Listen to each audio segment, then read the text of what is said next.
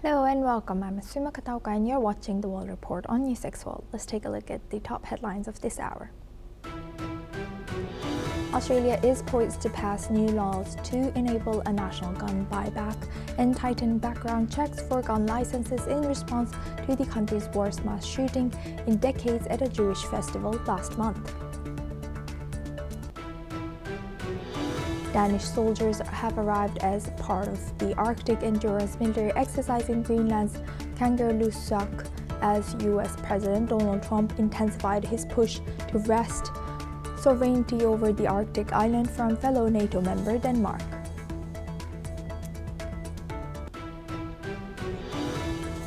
Hundreds of protesters have taken to the streets in Atlanta to mark Dr. Martin Luther King Day and call attention to what they see as ongoing social injustices and Trump's anti-immigrant crackdown.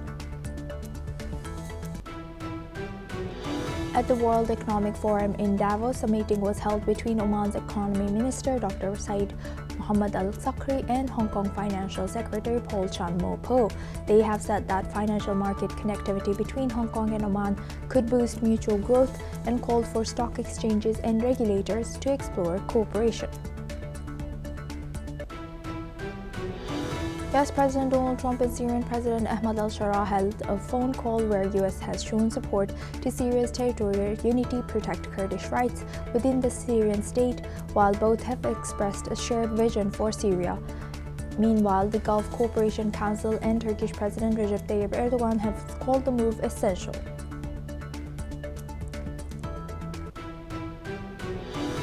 Jordan's Deputy Prime Minister and Foreign Minister Ayman Safadi held separate phone calls with Saudi Foreign Minister Prince Faisal bin Farhan and Turkish Foreign Minister Hakan Fidan to discuss regional developments, including the situation in Gaza, and to strengthen coordination. The talk comes amid ongoing regional tensions. The UAE Ministry of Defense has denied Yemeni government claims that it operated secret prisons or stored weapons at Riyadh airport in Yemen, calling the allegations as misinformation, as the UAE claims that its forces completed a full and public withdrawal from Yemen on January 2nd of this year. According to Kabul's police, at least 7 people were killed and more than a dozen wounded in a suicide bomb attack at a Chinese restaurant in Kabul, with police confirming the dead included 1 Chinese national and 6 Afghans, while the Afghan branch of Islamic State claimed responsibility.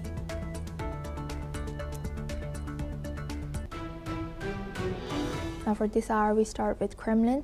According to the Russian Defense Ministry, Russia has claimed control of 2 more settlements in Zaporizhia and Donetsk. Over the past 24 hours, Russian forces also targeted Ukrainian drone production facilities, energy and transportation infrastructure, while their air defense units downed 122 Ukrainian drones. Meanwhile, Ukraine's general staff has reported intense combat activity along the front lines, with 144 engagements in the past day.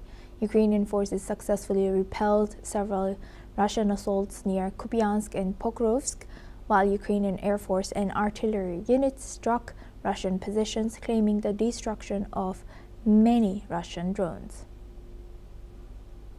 Now for this discussion, we welcome Dr. Satoru Nagao. He's a fellow at Hudson Institute, joins us live from Tokyo. Thank you very much, Dr. Nagao, for joining us. Good to see you. Now, looking at this, can you tell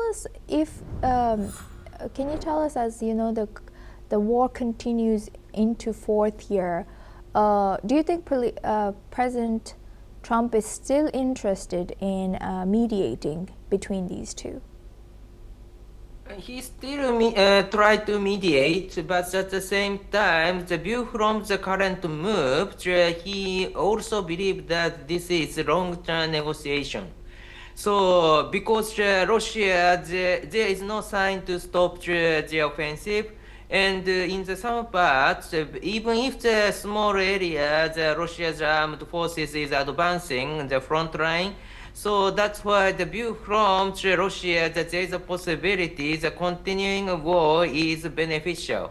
In this case, even if the President Trump tried to persuade Russia, there is a relatively high possibility that Russia will not accept to cease their offensive. So that's why the condition is not good. But in the long run, the economy will be the reason reason that Russia cannot continue the war. Is one of the reasons that President Trump is waiting, I think, because sanction card is waiting. Sanction card is not directly the sanction against Russia. This is the sanction against the country which imports products from Russia. So that's why it will affect the relation between US and this country, but if the US decides their mind, it is possible. So that's why if the US will start to impose this type of the secondary sanction against Russia, Russia will face more serious damage in their trade. So that's why still the US has the card in the long run. That's why they are waiting when they will impose this card, this sanction, as a diplomatic card to persuade Russia. Thank you for highlighting that. And do you see appetite from Ukraine and Russia as well or do they welcome mediation efforts by US right now? Yeah, in the long run, anyways, the solution will happen based on the negotiation. That is true, because Ukraine cannot occupy the Moscow, and the Moscow cannot occupy the Kyiv. That is true. So this looks like the Korean War. Both sides cannot win, but continuing the war. So in this case, maybe in the near future, they need to agree the ceasefire. But just now, it is not the condition that they agree. So that's why this will be the long-term negotiation. So negotiation itself is welcome, but this is not a good condition to ceasefire. But that is the current situation, I think. And Dr. Nagal, how do you see Europe's alliance towards Ukraine right now? Do you see fatigue between supporting Ukraine because they have a new problem in their hand, of course, Greenland. So how do you see their support right now? Of course, in case of the Western countries, there is a division between America and Europe. That is true. And but at the same time, in case of Europe as a military power, they need the U.S. military power. So that's why even if the U.S. do not need the European military power, but the European side needs the U.S. military power is a fact. So that's why even if the rift, in case of the Russia's aggression to Ukraine, Russia and Europe and the United States can agree to stop the Russia's invasion. So that's why Russia do not dream to divide Russia and America in this case, I think. But in the case of Greenland, in case of the others, mood is not good. That is also true. Thank you very much, Dr. Nagao, for sharing that insight. Please stay with us as we come back to you for a later discussion as well. Now we move on to Afghanistan. The Islamic State has claimed responsibility for an explosion at a Chinese-run restaurant in Kabul yesterday, killing one Chinese national and 6 Afghans with several others, including a child, injured. The attack took place in the Sheher-e-Nau neighborhood of heavily guarded commercial area and targeted Chinese citizens, allegedly due to China's actions against Uyghurs. The restaurant, run by a Chinese Muslim family and an Afghan partner, served the local Chinese Muslim community. Authorities are investigating the blast and confirmed victims were taken to hospital. Now for this discussion, we welcome retired Lieutenant Colonel Himanshu Singh. She's a Defense and International Relations Analyst, joins us live from New Delhi. Thank you very much, Lieutenant Colonel, for joining us. Good to see you. Now, what more can you tell us about this? What do we know so far about this incident from Kabul? Asuma, this attack by ISIS-K is a strategic message because it's a suicide attack which happened near the kitchen of Chinese noodle restaurant, which was co-owned by Chinese Muslim and an Afghan partner. So there are 7 people killed, and the responsibility, as I said, has already been taken by ISK. So this attack actually, addressing the 3 targets. First is China and the Taliban regime and the regional stability in the South and Central Asia. So from a geopolitical perspective, China represents an economic expansion, strategic depth, and influence through projects like the Belt and Road Initiative. So for ISSK, attacking Chinese interest serves 2 objectives. First, to project itself as the only uncompromising jihadi force in Afghanistan, and secondly, to disrupt China's growing footprints in the Afghanistan, which was vacated by US. So politically also, this attack exposes the vulnerability of the Taliban, as Taliban claims that it has restored order, yet repeated attacks like this, especially on foreign targets, they undermine the narrative of Taliban regime, and the blast is a direct challenge to Taliban's authority, signaling that Kabul is yet not under full control of Taliban.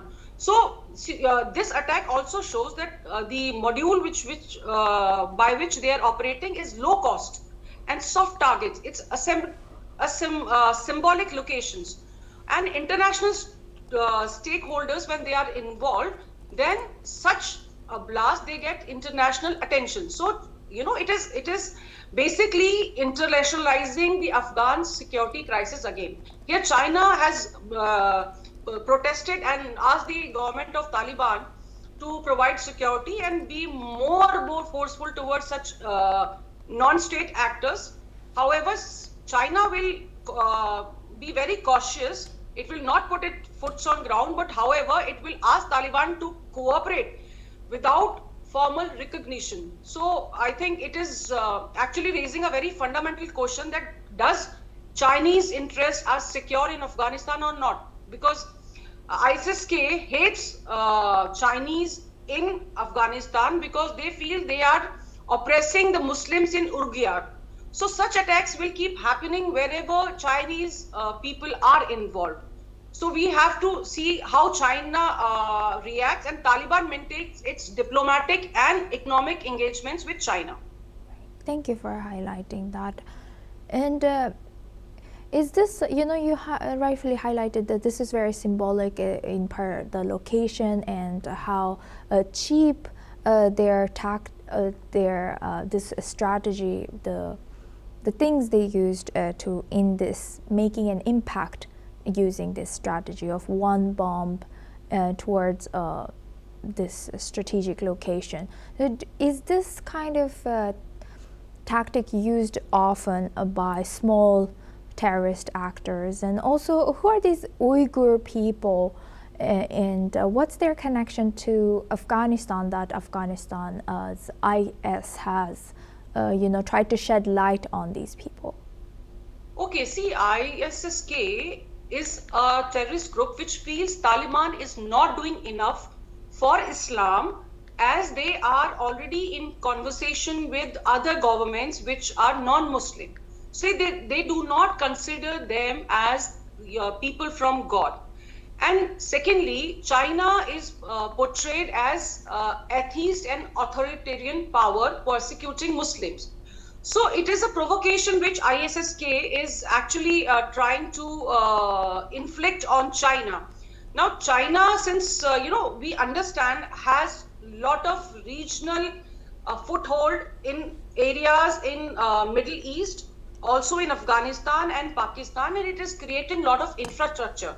So whenever there is instability, the outfits like ISSK, they feed on instability. It is then oxygen for them, which is if a stable government comes to Afghanistan, then it will jeopardize the point of view of ISSK. So we cannot undermine these attacks because they are low cost, asymmetrical in nature, and they create an impact by killing 7 people. They have already made it an international issue. So the ideological enemy of the jihadis is not just Taliban. It is anyone who comes and operate in that territory, and they are the bitter enemies of Taliban because they are apostates negotiating, as I said, with Russia, China, and other countries. So ISIS-K will keep targeting these people, and especially anyone who is known to have been oppressing Muslims in their own country. So it is a retaliation against China. It is as the growing crimes by Chinese government for against Muslim in their country is a primary justification which ISIS-K has given. Right. And how do you analyze current China-Afghanistan relationship?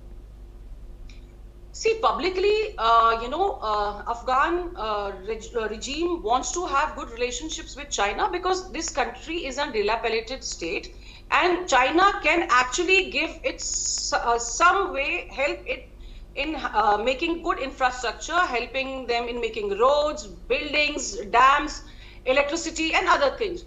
So diplomatically, Taliban wants good relationship with China. However, China also knows that this is a visible attack on China, but the real audience is Afghanistan Taliban. So ISIS-K is trying to say that you cannot protect your capital, you cannot protect your guest, you cannot protect your future. But China will not withdraw because China is very pragmatic. It will reduce exposure and increase security layering for its own people and demand more from Taliban without public confrontation, because ultimately a lot of money is involved and China is facing a lot of international issues by Venezuela gone, with Iran having a lot of issues inside them. So Chinese interests across the world are actually facing challenges. So Taliban will try to negotiate with China, and China will just leave it at that by demanding more security for its people, and it may increase their own security layers for its people. China has already cautioned the people not to venture out too much, and I think it is unlikely that China will outsource any security, but it will hold Afghanistan responsible for security of its own people. So let's see how things unfold, but as of now I see it as the relationship will remain cordial. However, China will keep putting pressure on Taliban to provide security by just condemning this attack. With that, I would like to thank Lieutenant Colonel Himanshi Singh for joining us today and sharing that insight throughout our news. Thank you very much.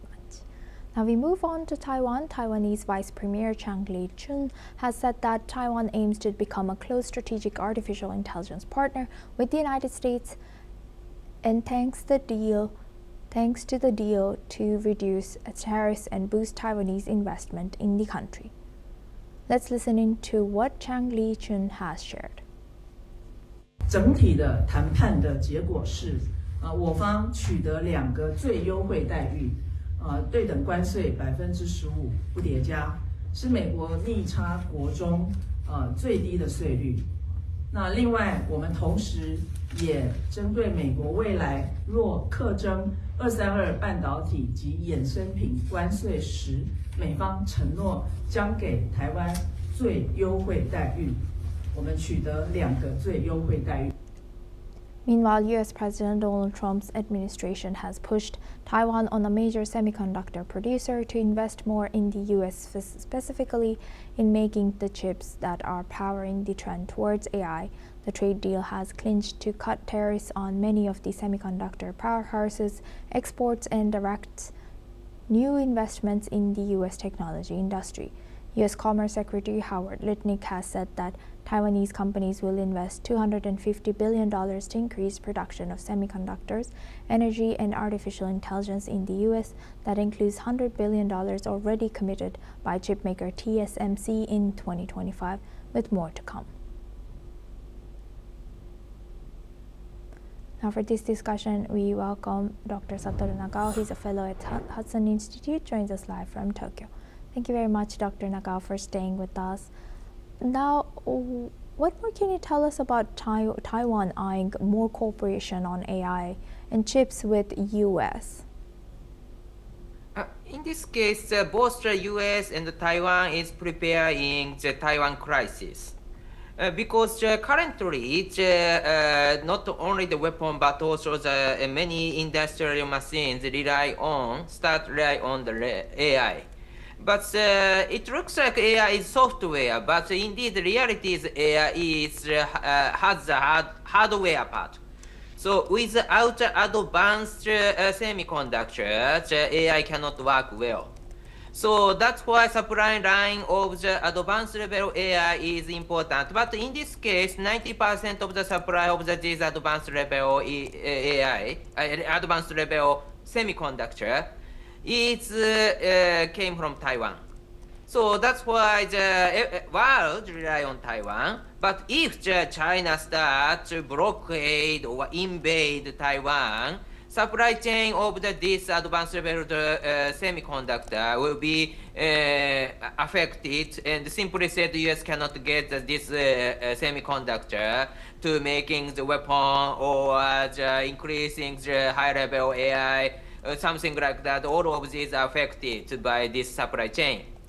So as an answer, Taiwan will relocate their factories from Taiwan to the United States, and it will maintain the supply chain for the US military and the US industry to protect Taiwan.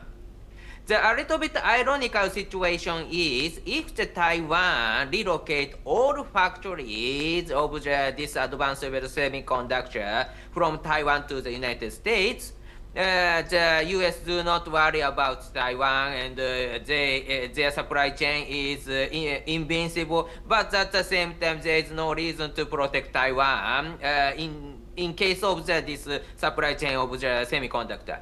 Of course, there is another reason to protect Taiwan, but in this case, as a supply of the semiconductor, there is no reason for the US to protect if all of the factories they got.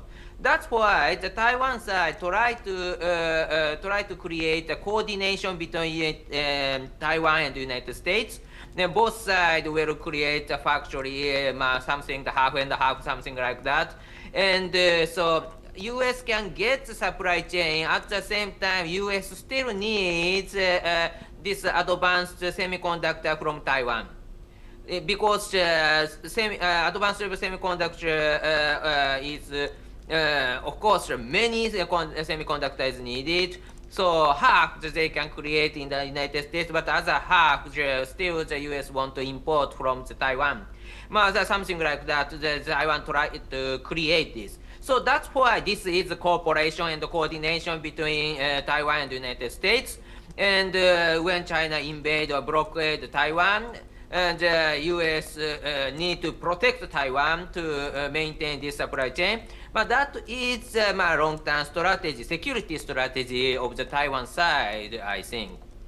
So, building on your answer, how effective is this in long term for Taiwan? Because to me, it seems like at the end of the day, US is going to be benefiting more out of this situation, and Taiwan's the dependence on Taiwan for AI chips, etc., will be moving eventually to US. Yeah, this is both sides can benefit, I think, because Taiwan security rely on the United States. If the United States cannot make the advanced level weapon or advanced level AI, in this case, anyway, the US military will lose the capability to defend Taiwan. So that's why the supply chain of the advanced semiconductor to maintain the weapon or AI, is Taiwan's interest, not only the US interest. So that's why this is both sides will get the benefit, not only the United States, but also Taiwan will get the benefit. But at the same time, Taiwan's move is very careful manner. Of course, all of the semiconductor factory of Taiwan should not relocate to the United States. So maybe half and half they try to keep. And simply said, the factory in Taiwan is one kind of the hostage for the US to protect it. So such kind of situation Taiwan want to create, I think. So this is cooperation, not just a relocation. That is a strategy Taiwan side is seeking, I think. So this is a strategy. Both sides, both Taiwan and the United States will get the benefit, I think. Is there any pact that Taiwan and US has signed where US will protect Taiwan in such case? not directly link with agreement, I think, because even if this agreement hasn't happened, still there is a legal connection between U.S. and Taiwan for the U.S. defense toward Taiwan. Of course, providing weapon or increasing the defense capability of the Taiwan is of course legal, but at the same time, anyway, China could be the competitor of the United States, which toppled the #1 status in the world. So that's why anyway the U.S. need to deal with China, and in this case, Taiwan is a special location to attack the vital area of China. Coastal city is a vital area for China, core interest, and if the missile is deploying Taiwan, any city in China is under the range of the missile. So that's why to deal with China, anyway, the strategic location of Taiwan is a very useful card for the United States as a military fortress. So that's why anyway, the U.S. has a reason to protect Taiwan. Legal matter is a domestic law-related issue, and the U.S. has a duty to increase the defense capability of Taiwan. But there is no alliance treaty between U.S. and Taiwan. So because on surface, United States hasn't dealt with Taiwan as a formal independent country. But the domestic law connection has exists between the U.S. and Taiwan, and there is a duty to increase the defense capability of Taiwan. So that's why anyway, the U.S. is selling weapons. This year under the Trump administration, they sell a massive amount of the weapon to Taiwan. And China upset and try to conduct its exercises to blockade Taiwan the end of last year. So that kind of situation has happening. And so the U.S. shows will to increase the defense capability of Taiwan and the Trump administration just now. And so legal connection is domestic law, but anyway, the view from the move, U.S. is still involved in the defense of Taiwan. With that, I would like to thank Dr. Satoru Nagao for joining us today from Tokyo and sharing that insight. Thank you very much. Now Thank you. Now we move the focus on to Nigeria. Gunman has kidnapped 163 worshippers from 2 churches in Kaduna State in Nigeria during Sunday services armed with sophisticated weapons. The attackers forced the worshippers into the bush. According to the Christian Association of Nigeria, so far 163 worshippers have been confirmed who were to be kidnapped in this incident. However, the kidnappings are part of a troubling trend in Nigeria, where armed gangs, often targeting religious communities, carry out abductions for ransom. Meanwhile, the Nigerian government has deployed additional security forces to the area in an attempt to locate the abductors and secure the safe return of the hostages. This latest attack highlights the growing security in northern Nigeria. Now we move on to our next news. Brooklyn Beckham has spoken out about long-standing tensions with his parents, David and Victoria Beckham. He has claimed family feuds began before his wedding to Nicola Peltz and continued after affecting his marriage and mental health. Brooklyn has said that his parents put Brand Beckham first and accused them of controlling press narratives. He has added that he does not want to reconcile with his family and is now standing up for himself.